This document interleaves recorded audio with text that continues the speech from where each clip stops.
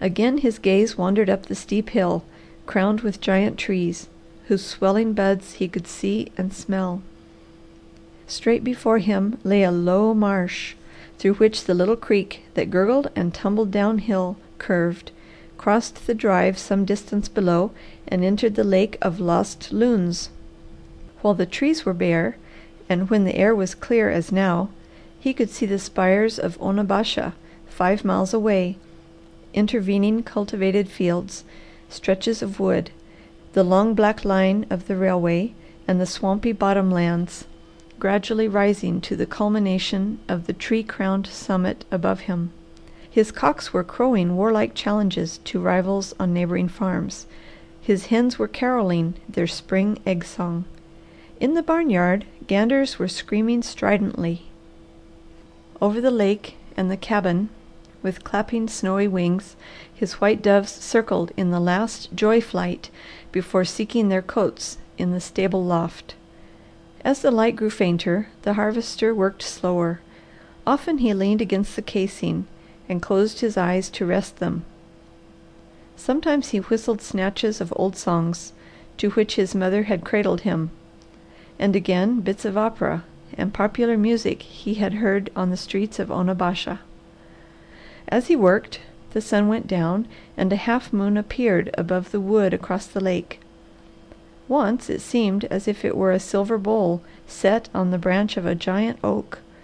Higher, it rested a tilted crescent on the rim of a cloud. The dog waited until he could endure it no longer, and straightening from his crouching position, he took a few velvet steps forward, making faint whining sounds in his throat. When the man neither turned his head nor gave him a glance, Belshazzar sank to earth again, satisfied for the moment with being a little closer. Across Loon Lake came the wavering voice of a night love song. The Harvester remembered that as a boy he had shrunk from those notes until his mother explained that they were made by a little brown owl asking for a mate to come and live in his hollow tree. Now he rather liked the sound. It was eloquent of earnest pleading. With the lonely bird on one side and the reproachful dog eyes on the other, the man grinned rather foolishly. Between two fires, he thought. If that dog ever catches my eye, he will come tearing as a cyclone, and I would not kick him again for $100. First time I ever struck him, and didn't intend to then. So blame mad and disappointed my foot just shot out before I knew it. There he lies, half dead to make up, but I'm blessed if I forgive him in a hurry. And there is that insane little owl screeching for a mate. If I'd start out making sounds like that, all the girls would line up and compete for possession of my happy home." The Harvester laughed, and at the sound Belshazzar took courage and advanced 5 steps before he sank belly to earth again. The owl continued its song. The Harvester imitated the cry, and at once it responded. He called again and leaned back, waiting. The notes came closer. The Harvester cried once more and peered across the lake, watching for the shadow of silent wings. The moon was high above the trees now. The knife dropped in the box. The long fingers closed around the stick. The head rested against the casing, and the man intoned the cry with all his skill, and then watched and waited.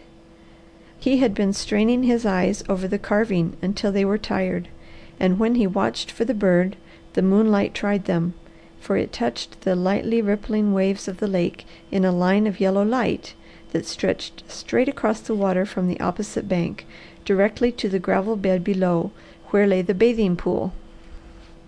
It made a path of gold that wavered and shimmered as the water moved gently, but it appeared sufficiently material to resemble a bridge spanning the lake. "Seems as if I could walk it," muttered the Harvester. The owl cried again, and the man intently watched the opposite bank. He could not see the bird, but in the deep wood where he thought it might be, he began to discern a misty, moving glimmer of white. Marveling, he watched closer.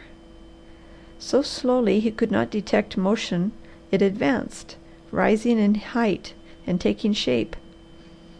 "Do I end this day by seeing a ghost?" he queried. He gazed intently and saw that a white figure really moved in the woods of the opposite bank. "Must be some boys playing fool pranks," exclaimed the Harvester.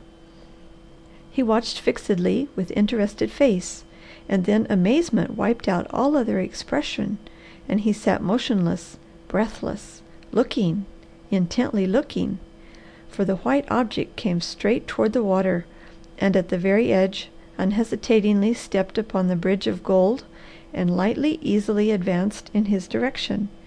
The man waited.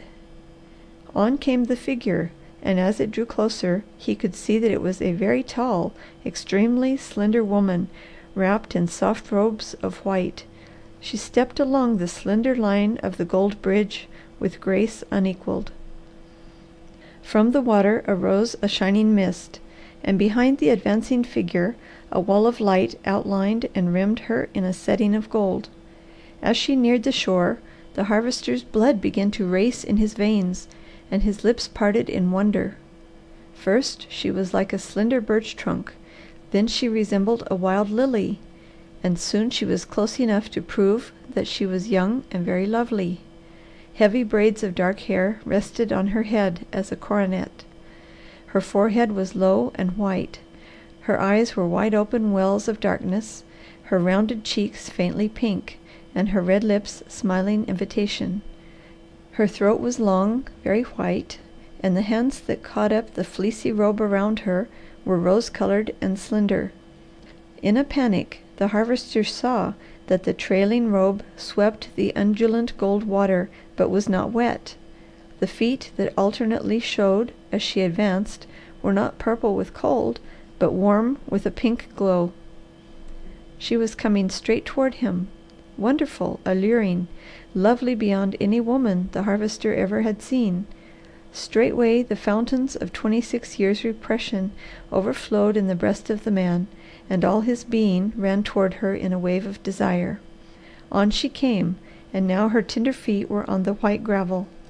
When he could see clearly, she was even more beautiful than she had appeared at a distance. He opened his lips, but no sound came. He struggled to rise, but his legs would not bear his weight. Helpless, he sank against the casing. The girl walked to his feet, bent, placed a hand on each of his shoulders, and smiled into his eyes. He could scent the flower-like odor of her body and wrapping, even her hair. He struggled frantically to speak to her as she leaned closer, yet closer, and softly but firmly laid lips of pulsing sweetness on his in a deliberate kiss. The Harvester was on his feet now. Belshazzar shrank into the shadows. "Come back!" cried the man. "Come back! For the love of mercy, where are you?" He ran stumblingly toward the lake. The bridge of gold was there. The little owl cried lonesomely, and did he see or did he only dream he saw a mist of white vanishing in the opposite wood? His breath came between dry lips, and he circled the cabin, searching eagerly, but he could find nothing, hear nothing, save the dog at his heels. He hurried to the stoop and stood gazing at the molten path of moonlight. One minute he was half frozen, the next a rosy glow enfolded him. Slowly he lifted a hand and touched his lips.